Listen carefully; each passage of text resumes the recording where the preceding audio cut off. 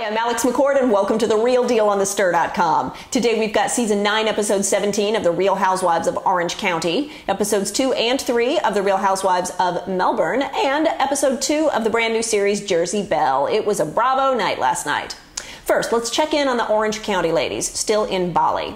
I am surprised that the producers only got 2 episodes out of this trip. It had to be at least a week long, a 19-hour flight each way. That's not a very good return on investment.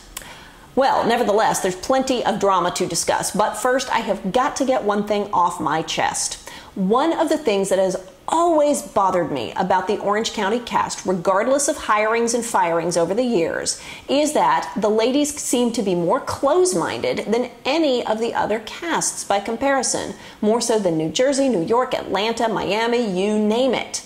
Anytime you have women screeching that they don't want to taste food, that something is gross, that something is creepy, it's the Orange County ladies. Throughout the season, let alone the Bali trip, the ladies balk at trying new foods. This week, the ladies get disrespectful in temples and scream and yell over, well, everything. Monkeys, a fish pedicure. Wait, a fish pedicure? Okay, do you guys remember that in New York City Season 5 in St. Bart's, they did it? And you didn't even know the fish pedicure was happening because the ladies all sat there chit-chatting while the little flesh eaters did their work. It was not a big deal. Why do the OC ladies have such a problem with everything? While it is no fun watching the Orange County ladies have a problem with food or culture or customs, it is deliciously fun to watch them having trouble with each other. So let's get to that. It is blame it all on Tamra night. Little by little, the ladies realize that Tamra Judge is the common denominator in every current conflict. Tamra's between Shannon and Lizzie. Tamra's between Vicky and Brooks. And oh wait, Tamra's also between Shannon and Heather. It is 100% likely that Tamra engaged in a little behind-the-scenes let's stir up trouble behavior. Whether she made it up on her own or whether producers suggested it to her and she ran with it, who knows? But the reason Tamra is having all this difficulty is that she will not own her behavior and she gets caught lying. So her personality on reality TV is that she's the sneaky liar. Well, somebody has to be. In order for this all to happen, there had to be producer help. It is no accident that Tamra and Heather, who was the one who used to be on the hot seat this season, Tamra and Heather are separated from the group and they leave the hotel for the day. So the rest of the group can gradually come together and they all decide that Heather is okay and Tamra is not. At dinner, no one will face Tamra, but she can feel the hatred, so she goes to the bathroom. And at that point, everyone tried to recruit Heather to the We Hate Tamra team. Sheesh. While I think Tamra did some horrible things, and she's highly suggestible, and she's a little immature, it's no fun to have every single cast member pointing the finger at you. What is that? Is it any wonder, then, that Tamra's been having a social media meltdown over the last couple of weeks? She's getting killed in the media right now. But whether it was her on or off camera antics, she brought a lot of it on herself. Then the producers saw that and raised her. She was teetering on the cliff of bad behavior and the producers pushed her off. So with one regular episode and the reunion left to go, is Tamra going to make it? I do think that the reunion will be interesting this year. If for no other reason, then hopefully we'll be able to get a little clearer on what was meddling and what wasn't. There was so much meddling this year, I got confused. What's real? What's not? What's managed? What's engineered? Last night, Terry Dubrow said he was fed false information about Shannon's husband, David, which led to the awkward confrontation of Heather in Bali. How much more of that are we going to see, and how much meddling can we tolerate before it stops being called reality? Next, we will let the OC ladies leave Bali, but there will be no 19-hour flight for us because it's only a 5.5-hour flight from Bali to Melbourne, where we are catching up with episodes 2 and 3 of The Real Housewives of Melbourne, and they have opened up a big bag of crazy.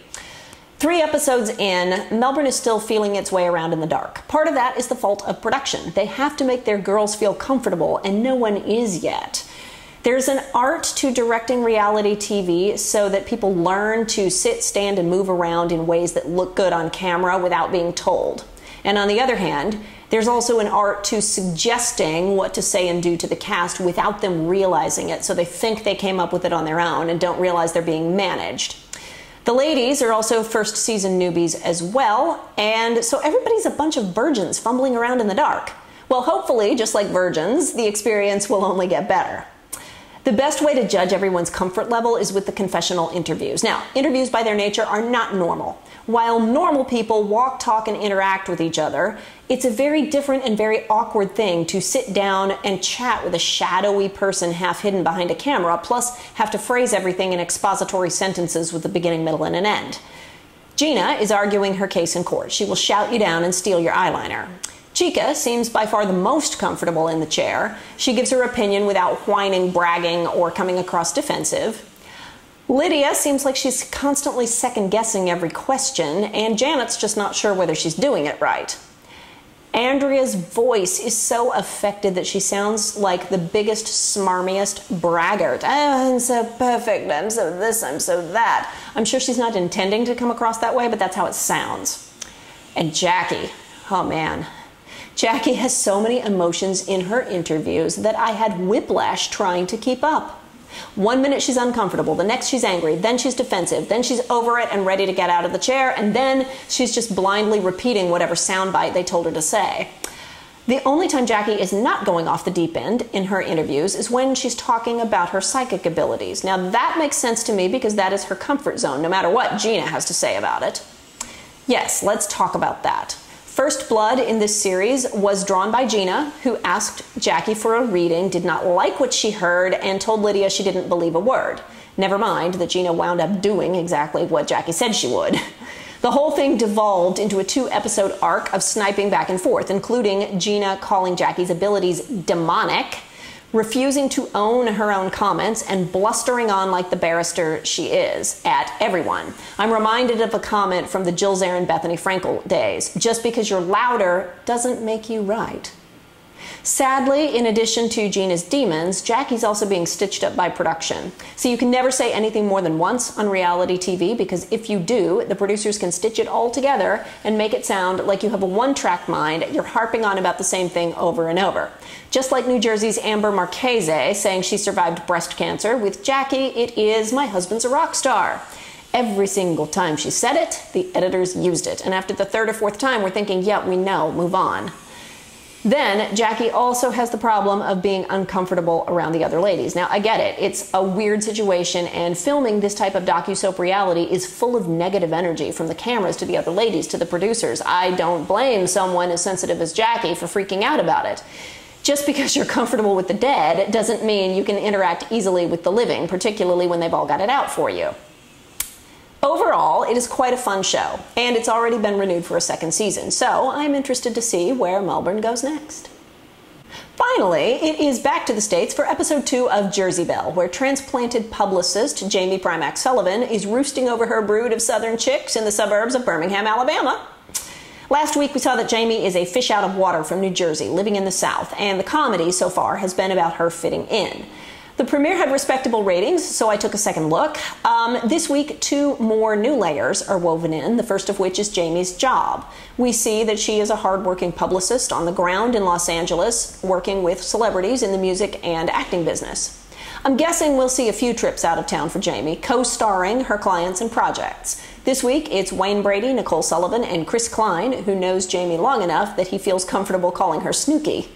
Well, one of the reasons a publicist does a reality show is to put her clients all over it. That's publicity for them too, and that's not a bad thing. But in the past, if the show is only about PR, it tends to be a one-season wonder.